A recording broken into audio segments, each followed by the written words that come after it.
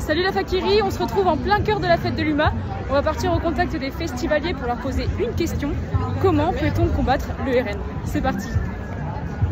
Pour moi, combattre le RN concrètement, c'est essayer de remettre un peu du dialogue dans la société avec les gens autour de nous, essayer de combattre un peu le clivage, cette culture du clivage un peu permanent, du clash.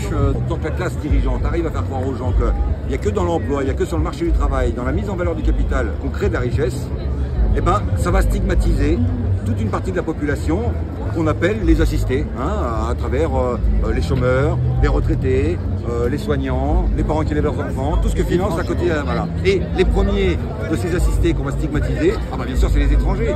Pour moi, il faut que la gauche s'unisse et du coup qu'on arrive à faire des compromis entre partis pour pouvoir combattre de manière unie le RN. Il faut s'approprier le travail pour le sortir du carcan capitaliste, pour affronter le discours du RN qui joue sur cette thématique de la droite. Du dialogue, de la solidarité, essayer de leur montrer que le cadrage qu'il y a dans les médias, c'est un cadrage qui est biaisé. Ici, à la fête de l'UMA par exemple, on a le village des médias indépendants, on a plein de médias qu'on connaît qui sont Mediapart, Blast, Fakir, Reporter, qui sont des médias en lesquels on peut avoir confiance. C'est de remettre du débat, de la compréhension, de l'empathie avec les gens, parce que tous les gens qui votent RN, c'est pas forcément des fachos. Donc il faut faire l'effort, mais si c'est pas facile, et discuter avec eux.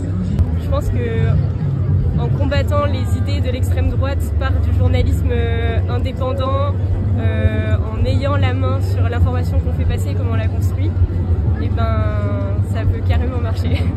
Pour regagner le cœur des gens, il faut leur permettre d'être partie prenante.